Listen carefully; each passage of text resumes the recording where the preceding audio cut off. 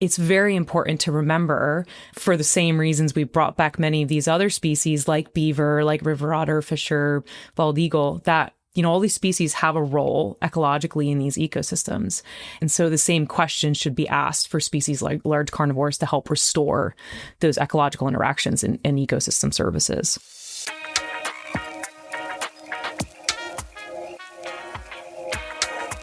Welcome to another episode of Rewilding the World. I'm Ben Goldsmith, and I'm really, really excited on this episode to be talking about a project that I'm involved with, which sounds crazy, which is to restore mountain lions to the northeastern United States.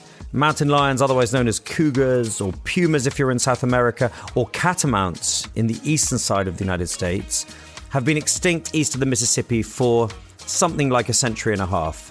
Well, I'm joined by Renee Seacor, who's the Rewilding Director at Mighty Earth, and also Emily Carrollo, who is the Cougar Research Collaborative Project Coordinator for Panthera, the only charity in the world that works exclusively on different species of wildcats. I read recently that the forests of the eastern side of America, which stretched originally from Quebec in the north all the way down to the Georgia border with Florida, were reduced to just 20% of their original extent by 1900.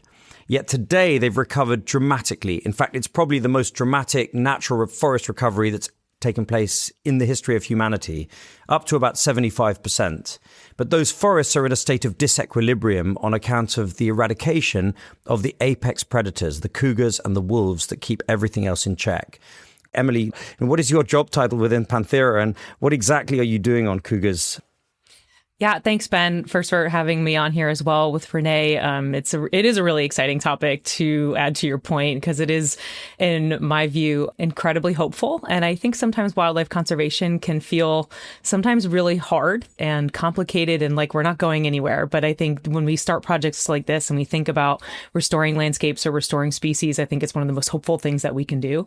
So, my title today is the Cougar Research Collaborative Project Coordinator. I work for Panthera, but the Cougar Research Collaborative, or CRC, I'll say that more often because it's less of a mouthful in saying Cougar Research Collaborative, is a group of 3 nonprofits. So it's Panthera, Tompkins Conservation, and Northeast Wilderness Trust. You actually had a wonderful podcast with Shelby Perry from Northeast Wilderness Trust, where she talked about the recovery of our forests in the East after colonization had occurred and, what that looked like throughout time. But basically, this group formed in, very late 2021, early 2022, and they started to ask this question of like, what does cougars returning to the landscape look like? Is it even a possibility, right? Because there's a number of things that kind of have to be a part of this process, including, is there habitat? Is there social support? And we wanted to initially get that research started and, examined and try and publish some of this research, and then start to bring that research and this conversation to some of the decision makers, which typically is state wildlife agencies or even legislators in states, to discuss the possibility of cougars coming back. So that was actually prior to me starting. I started in May of 2024. My previous position was the black bear biologist for the Pennsylvania Game Commission. So my bread and butter is black bears. But I've always loved carnivores, especially large carnivores and especially wildcats. I've always looked at Panthera as this kind of beacon of amazing research and conservation efforts for wildcats around the world. And so when I saw this position open up, I was like, I'm crazy enough to try and do that, and decided to try and, get the position and ended up getting it. Renee, you grew up in rural upstate New York, so you know these forests incredibly well. Can you just tell me a little bit about your background growing up in that part of North America and your relationship with cougars and why the absence of cougars in New England is an issue?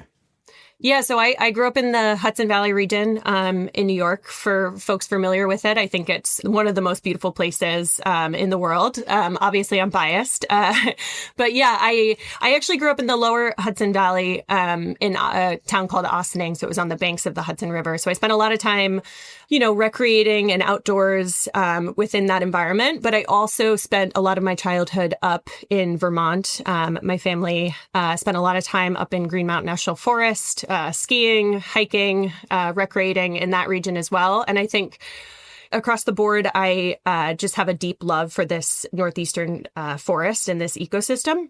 But I think that love has like probably budded more and more over time. I would say, after I graduated high school, I actually moved out west because I thought that wilderness only existed in like the Western United States, which set me on this kind of educational journey. I moved out to Montana, where I studied wildlife ecology and the Yellowstone River ecosystem. And I think that was where I really sparked kind of my imagination and fascination with carnivores in particular, because you get this I was getting this firsthand education of ecology in one of our most intact ecosystems in the lower 48. But then I think that also brought up questions as I would come back to the Northeast over, many years, over why these carnivores were missing in our landscape in the Northeast. And I think that's where the idea budded of bringing them back and what that would mean, because I absolutely loved getting to experience wilderness and wildness, which I directly correlate with having these large carnivores on the landscape. And so bringing that level of wildness back to the Northeast has always just, I think, been like an underlying passion of mine. But what's the story of the extirpation of cougars from New England? Why were they wiped out there and not in the West? Yeah, during, the turn of the last century, European colonization, it was a time of massive kind of habitat alteration in the Northeast, as well as kind of predator extermination campaigns that were happening both in New England and moved west as people moved west, in which top carnivores in particularly were specifically kind of targeted for removal from the landscape. There were things known as state-sponsored kind of bounties where people would actually receive payments from state agricultural departments to actually target the killing of large carnivores like wolves and cougars. So between that, as well as massive kind of loss of their prey base, this, I think you touched on, was a region that went through massive deforestation, 80% deforested at the turn of the last century. So it's hard to believe that now. I grew up in a landscape that was deeply forested, very young forest. Because of that habitat loss, prey loss, as well as targeted or extermination campaigns, cougars were essentially wiped from this region. That pushed into the Western United States, but they were able to hold out populations in portions of the West. And then with proper protections, which happened not just for carnivore species, but for game species and a variety of species, early 19th century, as we started to realize that humans could be the reason for the extinction of species in North America, we started to provide them proper protections, which in the Western United States saved them from extirpation. But in the Northeast, unfortunately, the damage was too far for them to recover on their own. It's kind of like that amazing video of the wolves returning to Yellowstone. I think it's called How Wolves Change Rivers. It's like 4 minutes long and it's had kind of 70, 80 million views on YouTube. And it shows this story in reverse of an apex predator being restored to a wild landscape and these extraordinary ecological recovery events taking place as a result. Stabilization of the riverbanks as more bushes and shrubs grew with the retreat of ungulates up the mountainside and so on. It's incredible results from the return of wolves. We've kind of seen that in reverse with the absence of wolves and carnivores in the Northeast. I mean, I've been amazed by some of the work you guys are doing, just how much of an impact it's had, not just on the natural environment with these forests kind of being hollowed out by the overpopulation of white-tailed deer and so on, but impacts directly on humans. Now, the white-tailed deer and other ungulates are getting a bunch of different diseases, chronic wasting disease, a lot of ticks and parasites, and the ticks lead to explosions in the amount of Lyme disease that people are getting. Road traffic collisions are also on the up. I find it amazing how this kind of relatively elusive apex predator could have such a bearing on human existence in the landscape. I was going to, add to Renee's point of the recovery species in this region actually is quite remarkable in some circumstances that, we are still missing a number of regionally extirpated species, and that's particularly acute in this large carnivore guild.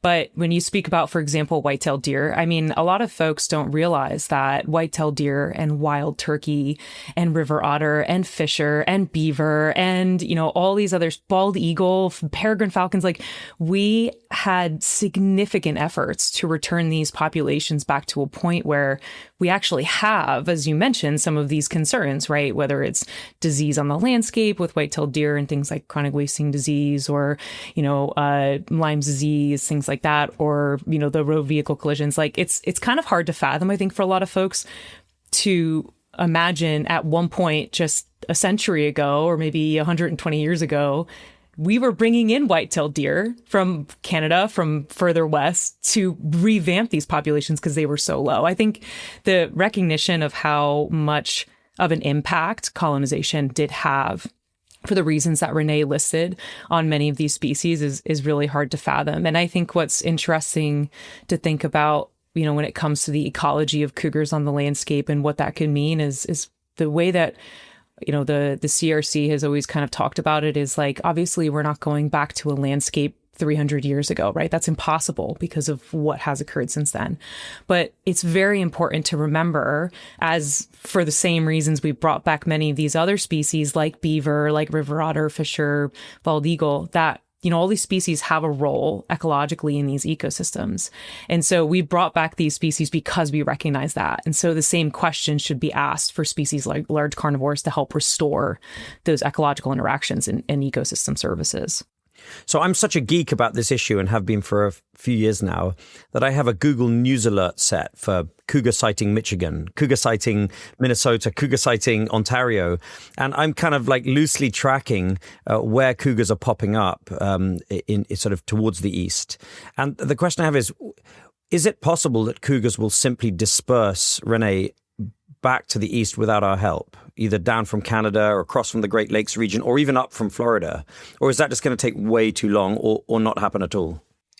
Yeah, the Cougar Research Collaborative has done some modeling that's looked at the potential for natural recolonization rates as we look at cougars moving, potentially eastward from their current range, which, the closest breeding population of mountain lions to the Northeast outside of kind of this small isolated population in southern Florida, which exists kind of around Everglades National Park. Outside of that population, there is, breeding populations of mountain lions in the Black Hills of South Dakota.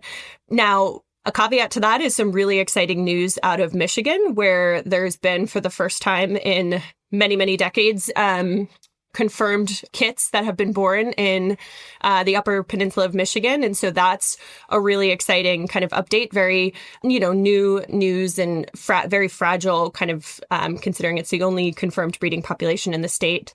But what we do know is that, modeling has shown that it would take well over 100 years for mountain lions to be able to make it back on their own. Now, I know that there's many, many, many folks who have said that they've seen mountain lions in the Northeast or have seen mountain lions, in the eastern United States. And I think my answer to that question and inquiry and sightings that people reach out to me about is I always say never with wildlife, because the first time that I tell somebody, absolutely not, you did not see a catamount, will be the time that I'm proven wrong with confirmed confirmation. Animals are exceptionally resilient. They're super adaptable, and they completely always, amaze me at what they're able to do. There was confirmation of a cat that was killed on an interstate outside of Connecticut, Milford, Connecticut, on I-95.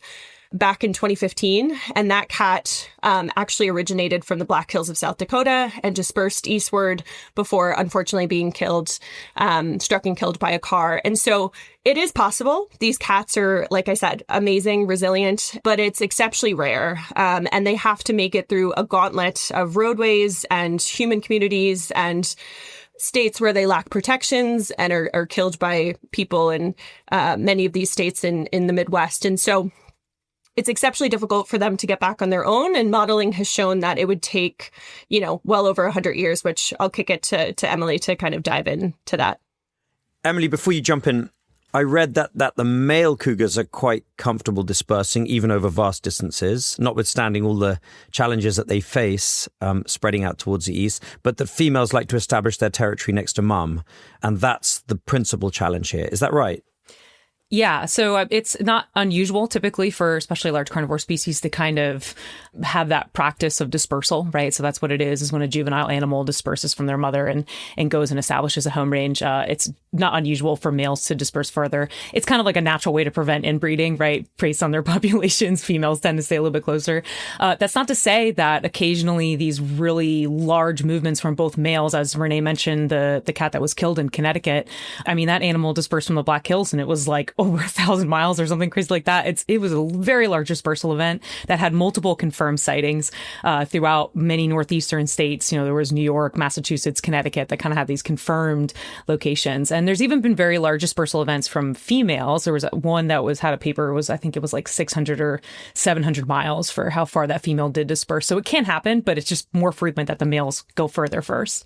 But basically, that's what this paper really looked at to model, was saying, what's the likelihood that a dispersing juvenile female cougar will disperse in the eastward direction, right? Because just because there's available habitat in that direction, it doesn't mean they're going to go east. They might just go back west, right?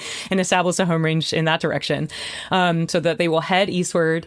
They will successfully disperse, so they won't actually encounter any of those, mortality forms. So being hit by a vehicle, being harvested legally, being shot illegally, getting into conflict, natural mortalities, right?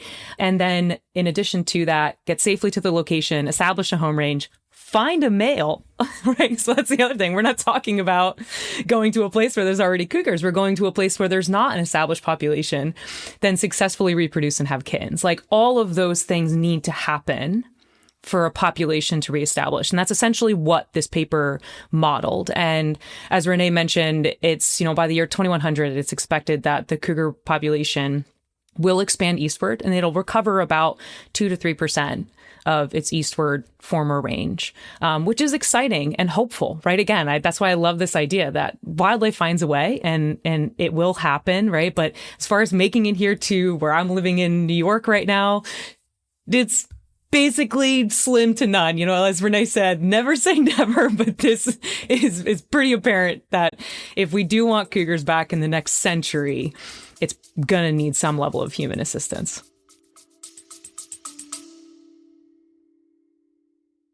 This episode of Rewilding the World is very kindly brought to you by Uni, that's UNI, the world's first nature-friendly line of luxury body care.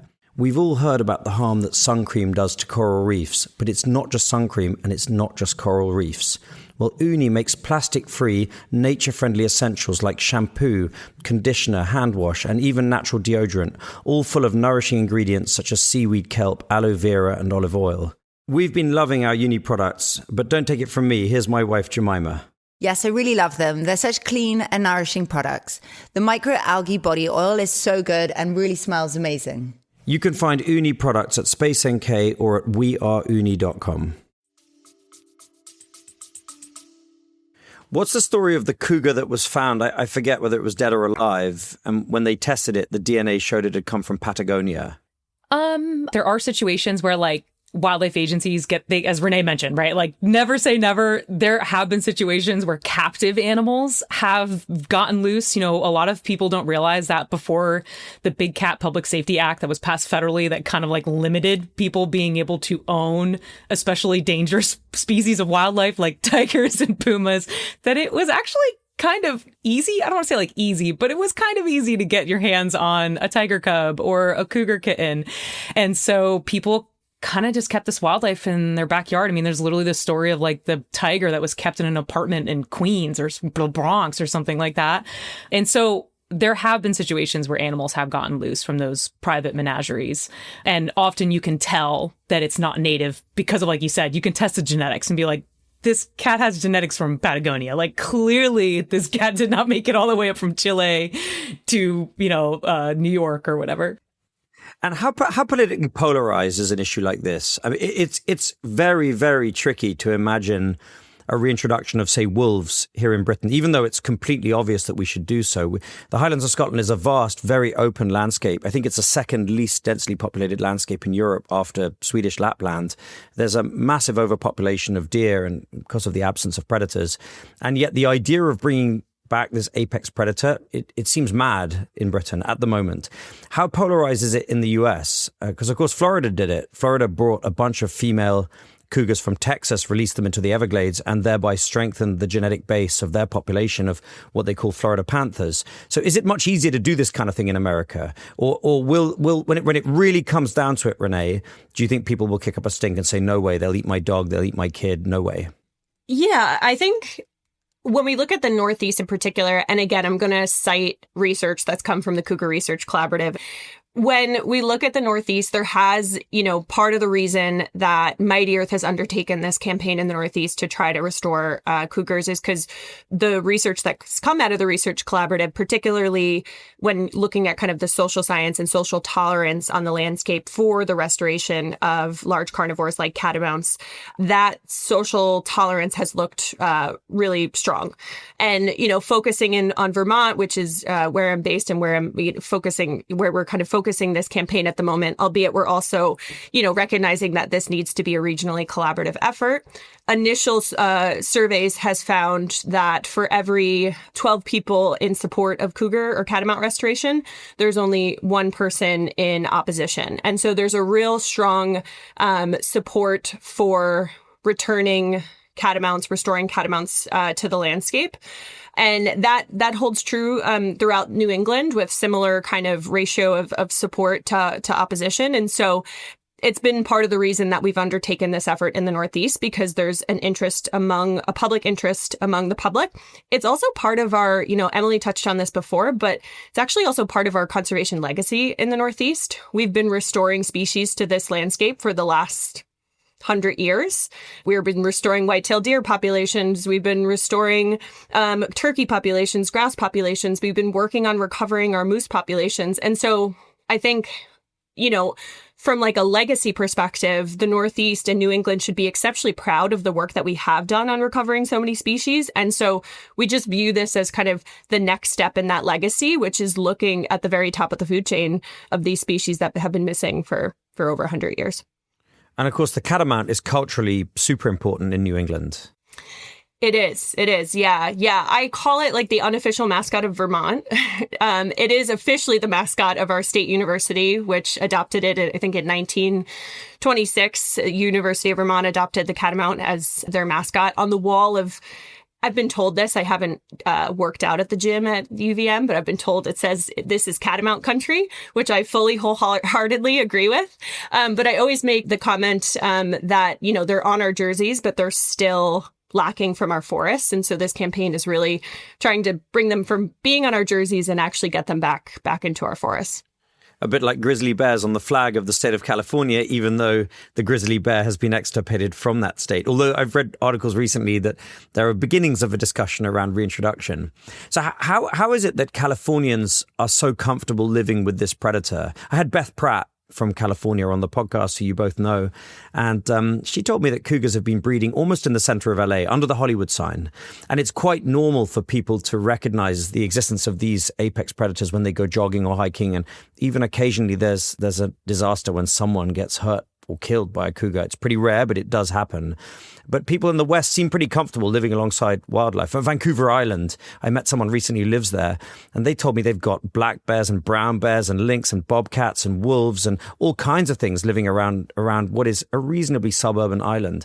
So is that fundamentally different to what we're going to expect in the East? You said that people are overwhelmingly positive about the idea of reintroduction, but when push comes to shove, are they not going to be terrified and end up balking at the idea at the last minute?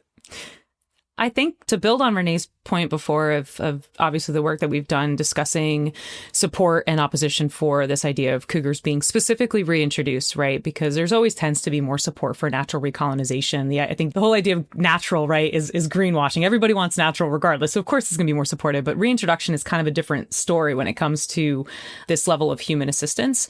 And so what's cool is that we did find support for that. It's quite diverse as well. I mean, we found it in rural populations. We found it in urban populations. We found it among hunters and non-hunters. We found it across the political spectrum, right? And so the one thing that I think is interesting to talk about when you compare things or attitudes towards like the West, right? If California or other Western places that currently have cougars is in the Northeast in particular, there's actually quite a high degree of what we call mutualism in this region. And mutualism being this attitude towards wildlife that they're kind of equals to us, right? That like they kind of deserve a space on the landscape just like people do, versus the kind of opposite end of that spectrum is called domination, right? Or dominionism, the idea that we are in charge, we have more rights towards anything on this landscape, whatever it may be, and that we must be, dominionistic over wildlife. As you can imagine, that was kind of the attitudes when colonization occurred for not just wildlife, but also towards the native people here or on this continent. And so the Northeast actually has the highest levels of this mutualism belief, right? That we should exist with wildlife on the landscape mutually. And I think that's kind of one of the main reasons why we've really focused on the Northeast region in particular, because cougars are extirpated from the eastern United States, like, east of the Mississippi on, other than, as Renee mentioned before, that isolated population in southern Florida. We could have taken the opportunity to say, well, there's Florida panthers, we should work in the Southeast, but the attitudes are quite different actually in that region versus in the Northeast. And so I think when you think about comparing it to the West, there's actually to some degree higher levels of mutualism. So maybe that's a positive.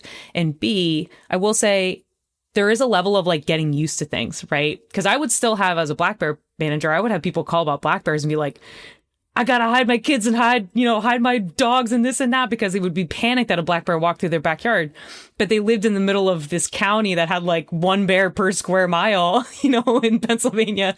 And so there's a level of getting used to it too. I think a lot of folks who live in the West, because when I visited grizzly country in Montana for the first time, I have never been so intimidated to walk in the woods in my life. And my friend who had been living there for 6 months was like, it's fine. And I was like, it's crazy. There's a matter of getting used to it too. Yeah, I love that. A smash hit comedy series in the 1980s and 90s here in Britain was called Only Fools and Horses. And one day Derek and his brother Rodney Trotter take a holiday in Florida. And they end up in the Everglades and they turn around and see an alligator standing behind them. And don't move, Rod, as he says, don't move. And Del Boy says, well, who the bloody hell let it out? Because they're just so baffled by the idea of this kind of wildlife in a civilized country. Like, to us Brits, anything more charismatic than a kind of blue tit is perhaps to be feared, or at least suspected. So, Renee, how are we going to make this happen? We had a really successful dinner, you and I and the Mighty Earth team, in November at the Bowery Hotel in New York City, and we raised a lot of money, and the same the previous year. So we have a reasonably well-funded campaign. You're full-time on this. We're focusing on Vermont. What is the process to get to paws on the ground, as Glenn calls it?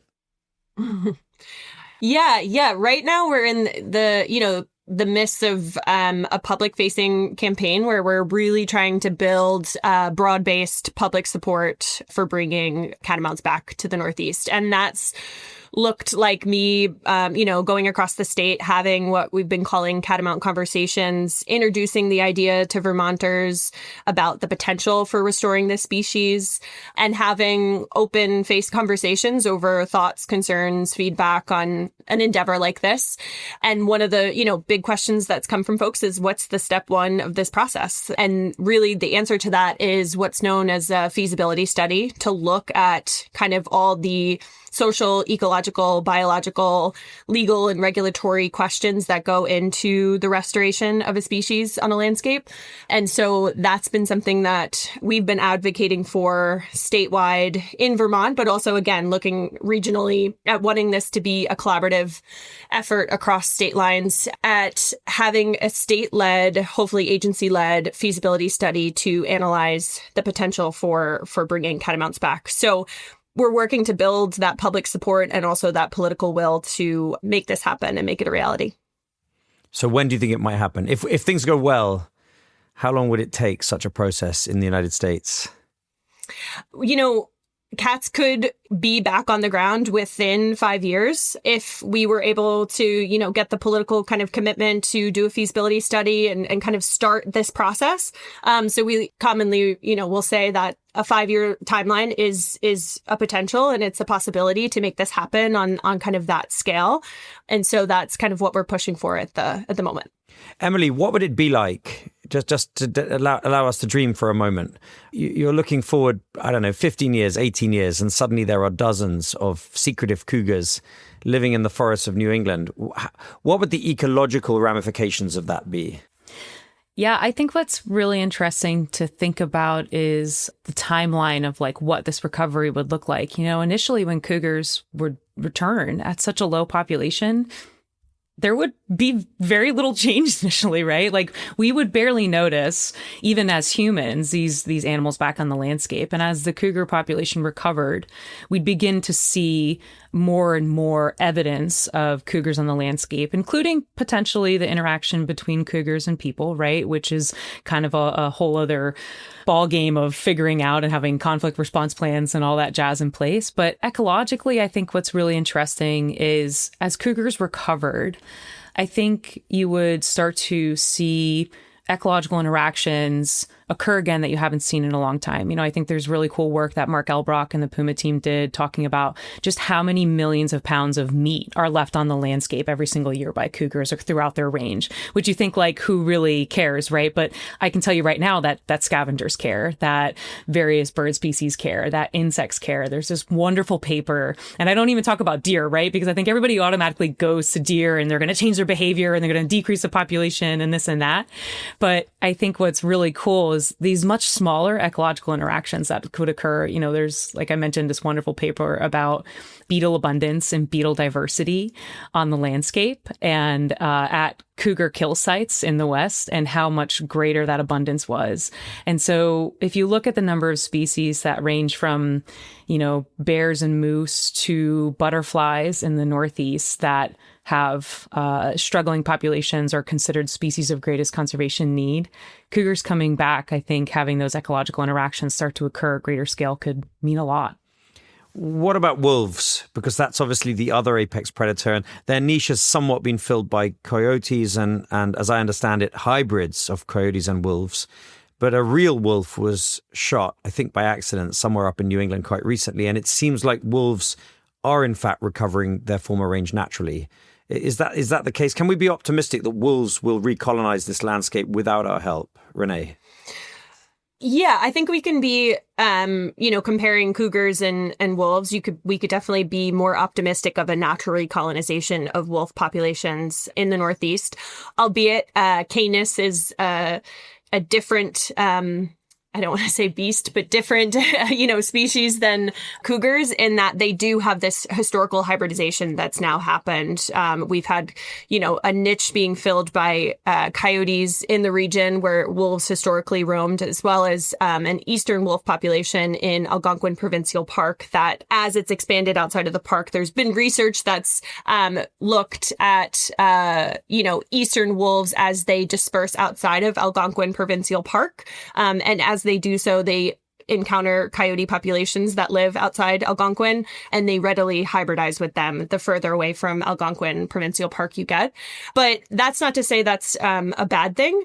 What it's resulted in is a much larger canid that is now ranging throughout the Northeast than, Western coyote population. So in the Northeast, coyotes can get to be up to 50 pounds in size, where in the Western United States, their average kind of weight and body size is about 25 pounds. So we have an animal that's like filling that niche, not fully in the way that wolves did, but it's just a different dynamic than cougars because we don't have this large, feline on the landscape like we do with Canis.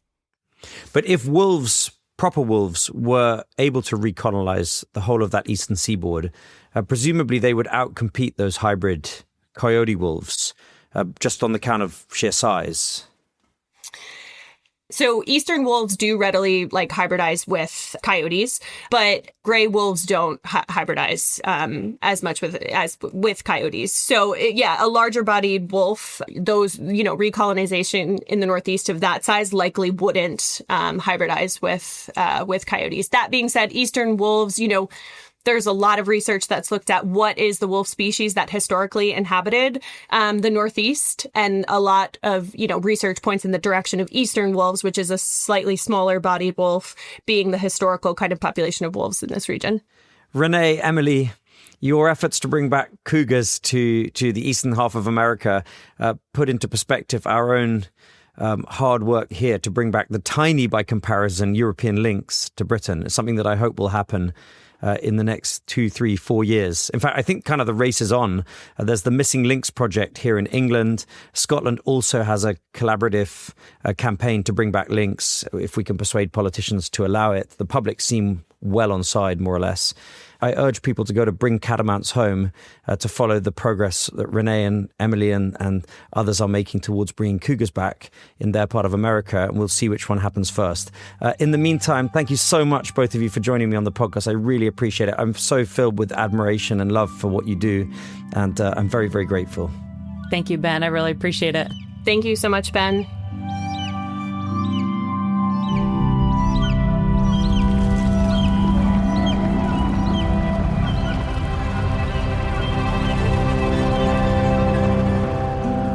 Please take a look at the website bringcatamountshome.org. This campaign is gathering pace in Vermont. They've got a growing coalition of supporters, from road traffic people to Lyme disease people to foresters, hunters, conservationists. And I really think this is going to happen, and it'll be one of the most exciting reintroductions to have happened in North America. If you're enjoying the podcast, please do give us a like, subscribe to our channel on YouTube, and tell your friends and colleagues. Next time, I'm going to be talking to Donovan Joost from a charity called African Parks. Donovan's job is quite literally the moving of rhinos around the continent of Africa. African Parks stepped in and took responsibility for a bankrupt rhino farm, which had 2,000 white rhinos. And specifically, Donovan and his team are taking those rhinos to landscapes across Africa, some of which haven't had rhinos for decades.